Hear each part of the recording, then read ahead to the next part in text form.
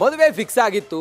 2 ತಿಂಗಳಲ್ಲಿ ಮದುವೆ ಆಗಬೇಕಾಗಿದ್ದ ಮಗನ ಮರಣ. ಮಂಡ್ಯದ ಪೂರ್ಣಚಂದ್ರ ಮನೆಯಲ್ಲಿ ನೀರವ ಮೌನ. ಪುತ್ರನ ಫೋಟೋ ಹಿಡ್ಕೊಂಡು ತಾಯಿ ಕಾಂತಮ್ಮ ಕಣ್ಣೀರು ಹಾಕ್ತಾ ಇದ್ರೆ ಪಾಪ ಆಕಾಶವೇ ಕಳುಚಿ ಬಿದ್ದಂಗೆ ಅವರಿಗೆ ಚಿನ್ನದಂಥ ಮಗ ಮಣ್ಣಾಗಿ ಹೋದ ಅಂಥೇಳಿ ತಂದೆ ನೋವು ತೋಡ್ಕೊಳ್ತಾ ಇದ್ರೆ ಪಾಪ ಅವ್ರಿಗೆ ಏನು ಹೇಳಲಿಕ್ಕೆ ಸಾಧ್ಯ ಹೇಳಿ ನಾವು. KR ಪೇಟೆಯ ರಾಯ ಸಮುದ್ರದಲ್ಲಿ ಸ್ಮಶಾನ ಮೌನ, ನೀರವ ಮೌನ ಆವರಿಸಿದೆ. 2 ತಿಂಗಳಲ್ಲಿ ಪೂರ್ಣಚಂದ್ರ ಮದುವೆ ಆಗಬೇಕಾಗಿತ್ತು. ಮದುವೆಗೆ ಪೋಷಕರು ನಿರ್ಧಾರ ಮಾಡಿದರು. ಆದರೆ ಮೊನ್ನೆ ಆದಂಥ ಕಾಲ್ತುಳಿತದಲ್ಲಿ ಪೂರ್ಣಚಂದ್ರ ದಾರುಣವಾಗಿ ಸಾವನ್ನಪ್ಪಿದ್ರು. ದಾರುಣವಾಗಿ ಪೂರ್ಣಚಂದ್ರ ಮೃತಪಟ್ಟಿದ್ರು. ಇವತ್ತು ಅವ್ರ ಮನೆಯಲ್ಲಿ ಶೋಕ ಸಾಗರ, ನೀರವ ಮೌನ. ಪಾಪ ಅವರ ದುಃಖವನ್ನು ಹೇಳಲಿಕ್ಕೆ ಸಾಧ್ಯ ಇಲ್ಲ.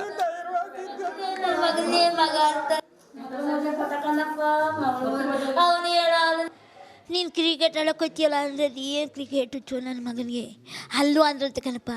ಕೈ ಹಿಡ್ಕೊಂಡು ಅಂದ್ರತ್ತೆ ಹೋಗ್ಬೇಡ ರಶು ಅಂತ ಇವ್ರ ಮಗನ ಅಂತ ಇವ್ರ ಅಣ್ಣ ಪಾಪಣ ಎಲ್ಲಿದ್ದಿ ಹೋಗ್ಬೇಡ ಕ್ರಿಕೆಟ್ ಅಂತ ಇದು ಆಮೇಲೆ ರಾಮಿಸನ್ ಸರ್ಕಲ್ಲಿ ಮಾಡ್ತಾವ್ರೆ ಹೋಗ್ಬೇಡ ಎಂಜಾಯ್ ಮಾಡೋಕ್ಕೆ.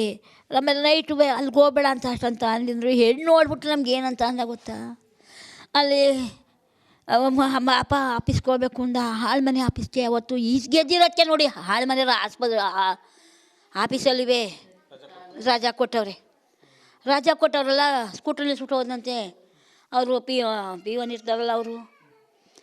ಇವತ್ತು ರಾಜಕ್ಕನಪ್ಪ ಭೀಕರ ಕಾಲ್ತುಳಿತಕ್ಕೆ ನೇರ ಕಾರಣ KSCA, DNA ಸೇರಿದಂತೆ RCB ಆಡಳಿತ ಮಂಡಳಿ. ಈ ಕಾಲ್ತುಳಿತದ ಬೆನ್ನಲ್ಲೇ ಈಗ KSCA ನಲ್ಲಿ ಹಲ್ಚಲ್.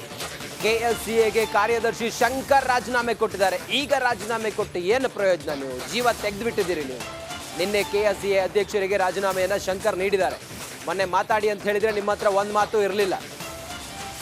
KSCA ಖಜಾಂಚಿ ಜಯರಾಮ್ ಸಹ ರಾಜೀನಾಮೆ ಕೊಟ್ಟಿದ್ದಾರೆ. ಇಬ್ಬರಿಂದಲೂ ಕೂಡ KSCA ಅಧ್ಯಕ್ಷರಿಗೆ ರಾಜೀನಾಮೆ ಸಲ್ಲಿಕೆ ಆಗಿದೆ. ನೀವು ಮಾಡಿರುವಂಥ ಹೊಣೆಗೇಡಿತನದಿಂದಾಗಿ 11 ಜನ ಅಮಾಯಕರು ಮೃತಪಟ್ಟಿದ್ದಾರೆ. ಈಗ ನೀವು ರಾಜೀನಾಮೆ ಕೊಟ್ಟು ಏನು ಬಂತ ಹೇಳಿ?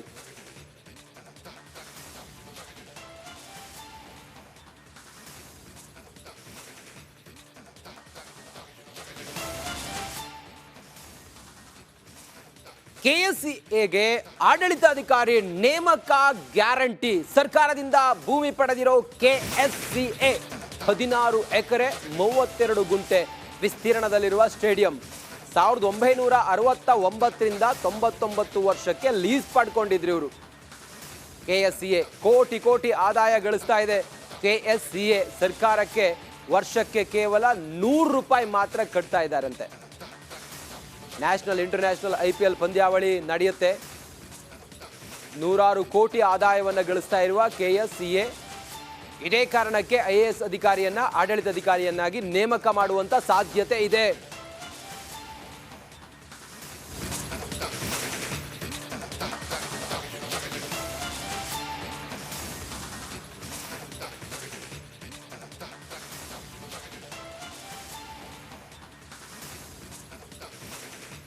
ಇನ್ನಷ್ಟು ಮಾಹಿತಿಯೊಂದಿಗೆ ನಮ್ಮ ಪ್ರತಿನಿಧಿ ಮುತ್ತು ಈಗ ದೂರವಾಣಿ ಸಂಪರ್ಕದಲ್ಲಿದ್ದಾರೆ. ಮುತ್ತು, ₹100 ತಿಂಗಳಿಗೆ ಬಾಡಿಗೆ ಕಟ್ಟಿ ಕೋಟಿ ಗಳಿಸ್ತಾ ಇದೆ KSCA. ಆಡಳಿತಾಧಿಕಾರಿಯ ನೇಮಕ ಆಗಲೇಬೇಕು ಅನ್ನೋ ವಿಚಾರ ಸದ್ಯಕ್ಕೆ ಏನಿದೆ ಈ ಹೊತ್ತಿನ ಬೆಳವಣಿಗೆ ಮುತ್ತು? ರಂಜಿತ್, ಈಗಾಗಲೇ KSCA ಅಧ್ಯಕ್ಷರು ಮತ್ತೆ ಖಜಾಂಚಿ ಇಬ್ರು ಕೂಡ ರಾಜೀನಾಮೆ ಕೊಟ್ಟಿರೋದು ಒಂದ್ ಕಡೆ ಆದ್ರೆ, ಮತ್ತೊಂದು ಕಡೆ ಸರ್ಕಾರ ಹೇಗಾದ್ರೂ ಮಾಡಿ ಈ ಒಂದು KSCAಗೆ ಆಡಳಿತ ಅಧಿಕಾರಿಯನ್ನ ನೇಮಕ ಮಾಡಬೇಕು ಅಂತ ಕೂಡ ಈಗ ತೀರ್ಮಾನ ಮಾಡಿರುವಂತದ್ದು. IAS ಅಧಿಕಾರಿಯನ್ನ ಕರ್ನಾಟಕ ರಾಜ್ಯ ಕ್ರಿಕೆಟ್ ಅಸೋಸಿಯೇಷನ್ಗೆ ನೇಮಕ ಮಾಡೋದಕ್ಕೆ ಈಗ ತೀರ್ಮಾನ ಮಾಡಿಕೊಳ್ಳಲಾಗಿದೆ. ಇದ್ರ ಬಗ್ಗೆ ಮೊನ್ನೆ ನಡೆದಂತಹ ಒಂದು ಸಚಿವ ಸಂಪುಟದಲ್ಲೂ ಕೂಡ ಸಾಕಷ್ಟು ಜನ ಸಚಿವರು ಈ ಒಂದು ಸ್ಟೇಡಿಯಂ ಇಂದ ಸರ್ಕಾರಕ್ಕೆ ಬರ್ತಿರುವಂತಹ ಆದಾಯ ಕೇವಲ ವಾರ್ಷಿಕ ₹100 ಮಾತ್ರ ಬರ್ತಾ ಇದೆ. ಒಟ್ಟು 16 ಎಕರೆ ವಿಸ್ತೀರ್ಣದಲ್ಲಿರುವಂತಹ ಈ ಒಂದು ಸ್ಟೇಡಿಯಂ ಸರ್ಕಾರದ ಜಾಗದಲ್ಲಿ ನಡೀತಾ ಇದೆ. ಪ್ರತಿ ವರ್ಷ ಕೂಡ ಪ್ರತಿ ಮ್ಯಾಚ್ ಅಲ್ಲೂ ಕೂಡ ಕೋಟ್ಯಾಂತರ ರೂಪಾಯಿ ಆದಾಯವ ಈ ಒಂದು KCA ಬರ್ತಾ ಇದೆ. ಆದ್ರೆ KCA ಸರ್ಕಾರಕ್ಕೆ ಕಟ್ತಿರೋದು ಕೇವಲ ₹100 ಮಾತ್ರ ವಾರ್ಷಿಕವಾಗಿ ಕಟ್ತಾ ಇದೆ. ಹೀಗಾಗಿ ಇದರಿಂದ ಆದಾಯ ಕೂಡ ಸರ್ಕಾರಕ್ಕೆ ಬರಬೇಕು, ಜೊತೆಗೆ ಇದರ ಮೇಲೆ ಹಿಡಿತ ಸಾಧಿಸ್ಕೋಬೇಕಂತಂದ್ರೆ ಆಡಳಿತ ಅಧಿಕಾರಿನ ನೇಮಕ ಮಾಡ್ಕೋಬೇಕಂತ ಹೇಳಿ ಕೂಡ ಎಲ್ಲರೂ ಕೂಡ ಒಮ್ಮತವಾದಂತಹ ಒಂದು ಅಭಿಪ್ರಾಯವನ್ನ ವ್ಯಕ್ತಪಡಿಸುವಂತಹ ಕಾರಣಕ್ಕಾಗಿ ಸರ್ಕಾರ ಇನ್ನೇನು ಸೋಮವಾರ ಈ ಒಂದು ಸ್ಟೇಡಿಯಂಗೆ ಆಡಳಿತ ಅಧಿಕಾರಿಯನ್ನು ನೇಮಕ ಮಾಡುವಂತಹ ಸಾಧ್ಯತೆ ಹೆಚ್ಚಾಗಿದೆ. ಜೊತೆಗೆ ಈಗಾಗಲೇ FIR ದಾಖಲು ಮಾಡಿರುವಂತಹ ಪೊಲೀಸರ ವಿರುದ್ಧವೇ ಈಗ ಕೋರ್ಟ್ ಮೆಟ್ಟಿಲಿರುವಂತಹ KSCA ಸಿಐಡಿಗೆ ತಕ್ಕ ಪಾಠ ಕಲಿಸಬೇಕು ಅನ್ನೋ ಒಂದು ದೃಷ್ಟಿಯಿಂದ ಸರ್ಕಾರ ಇದಕ್ಕೆ ಮೂಗ್ದಾರ ಹಾಕೋದಕ್ಕೆ ಈಗ ಆಡಳಿತ ಅಧಿಕಾರಿನ ನೇಮಕ ಮಾಡೋಕೆ ತೀರ್ಮಾನ ಮಾಡಿರುವಂತದ್ದು. ಇನ್ನು IAS ಅಧಿಕಾರಿನ ನೇಮಕ ಮಾಡಿದ ನಂತರದಲ್ಲಿ ಇಲ್ಲಿ ಬರುವಂತಹ ಆದಾಯದ ಸಂಪೂರ್ಣವಾದಂತಹ ಮಾಹಿತಿ ಸರ್ಕಾರಕ್ಕೆ ಇರುತ್ತೆ. ಸರ್ಕಾರ ಇದರ ಬರುವಂತಹ ಆದಾಯದಲ್ಲಿ ತಾನೂ ಕೂಡ ಇನ್ನು ಪಾಲ್ದಾರ ತೆಗೆದುಕೊಳ್ಳುವಂತಹ ಸಾಧ್ಯತೆ ಹೆಚ್ಚಾಗಿದೆ Ranjith. Okay Muttu, thank you ತಮ್ಮೆಲ್ಲ ಮಾಹಿತಿಗಾಗಿ.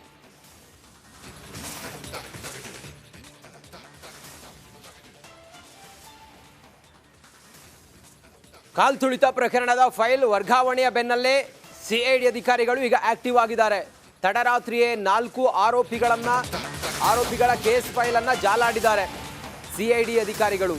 ಮಹಜರು ವೇಳೆ ಏನೆಲ್ಲ ಪರಿಶೀಲನೆ ಮಾಡಲಾಗಿತ್ತು ಅನ್ನೋದ್ರ ಬಗ್ಗೆಯೂ ಕೂಡ ಮಾಹಿತಿಯನ್ನು ಪಡ್ಕೊಂಡಿದ್ದಾರೆ. ಪೊಲೀಸರು ಕಲೆ ಹಾಕಿರುವ CCTV ದೃಶ್ಯಗಳನ್ನು ಕೂಡ ಪರಿಶೀಲನೆ ಮಾಡಿದ್ದಾರೆ. KSCA ಮ್ಯಾನೇಜ್ಮೆಂಟ್ಗೆ ಇವತ್ತೇ ನೋಟಿಸ್ ಕೊಡಲು ಸಿದ್ಧತೆಯನ್ನ CID ಅಧಿಕಾರಿಗಳು ಮಾಡಿದ್ದಾರೆ. ಹಿರಿಯ ಅಧಿಕಾರಿಗಳ ಆದೇಶಕ್ಕೆ ಕಾಯ್ತಾ ಇರುವ ತನಿಖಾಧಿಕಾರಿಗಳು ಶುಭನ್ವಿತ, KSCA ಅಧ್ಯಕ್ಷ ರಘುರಾಮ್ ಭಟ್, ಮಾಜಿ ಕಾರ್ಯದರ್ಶಿ ಶಂಕರ್, ಮಾಜಿ ಖಜಾಂಚಿ ಜೈರಾಮ್ಗೆ ನೋಟಿಸನ್ನು CID ಅಧಿಕಾರಿಗಳು ನೀಡ್ತಾರೆ. ಒಟ್ಟಾರೆ ಈ ಪ್ರಕರಣದಲ್ಲಿ ಯಾರು ಹೊಣೆಗಾರರಂತೇಳಿ ಈಗ ಎಲ್ಲರೂ ಅಂತಿದ್ದಾರೆ, ಅಥವಾ ಯಾರ ನಿರ್ಲಕ್ಷ್ಯ ಇದರಲ್ಲಿ ಎದ್ದು ಕಾಣ್ತಾ ಇದೆ, ಇದೆಲ್ಲವನ್ನು ಕೂಡ ಈಗ ತನಿಖೆ ಮಾಡ್ತಾ ಇರುವಂಥ CID ಅಧಿಕಾರಿಗಳು ನಿನ್ನೆಯಿಂದಲೇ ಆಕ್ಟಿವ್ ಆಗಿ ಈಗ ಪರಿಶೀಲನೆಯನ್ನು ಮಾಡ್ತಾ ಇದ್ದಾರೆ. CCTV ಮತ್ತೊಂದು ಮಗದೊಂದು ಎಲ್ಲವನ್ನು ಕೂಡ ಈಗ ಮಹಜರು ಎಲ್ಲದರ ಮಾಹಿತಿಯನ್ನು ಪಡ್ಕೊಂಡು ಈಗ ಮುಂದುವರೆದು ಹಿರಿಯ ಅಧಿಕಾರಿಗಳ ಆದೇಶಕ್ಕೆ ಕಾಯ್ತಾ ಇದ್ದಾರೆ CID ಅಧಿಕಾರಿಗಳು.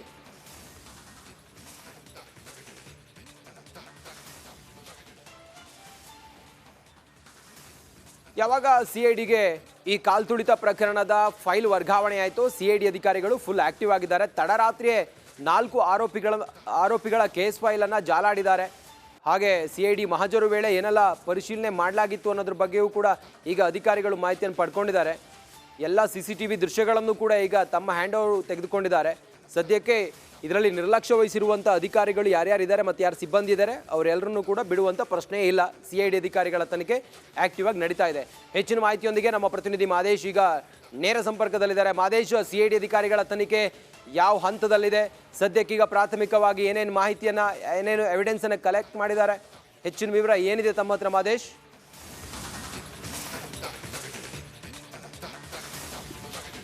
ರಂಜಿತ್, ಈಗಾಗಲೇ 11 ಜನ ಕಾಲ್ ತುಳಿತಕ್ಕೆ ಸಾವನ್ನಪ್ಪಿರುವ ಪ್ರಕರಣಕ್ಕೆ ಸಂಬಂಧಪಟ್ಟಂತೆ ಕಬ್ಬನ್ ಪಾರ್ಕ್ ಪೊಲೀಸರು ತನಿಖೆಯನ್ನು ನಡೆಸಿ ಒಂದು ಹಂತದ ತನಿಖೆಯನ್ನು ಮಾಡುವಂಥ ಕೆಲಸವನ್ನು ಮಾಡಿದರು. 4 ಆರೋಪಿಗಳನ್ನು ಬಂಧಿಸಿ ಅವರನ್ನು ವಿಚಾರಣೆ ಮಾಡುವಂಥ ಕೆಲಸವನ್ನು ಮಾಡಿದರು.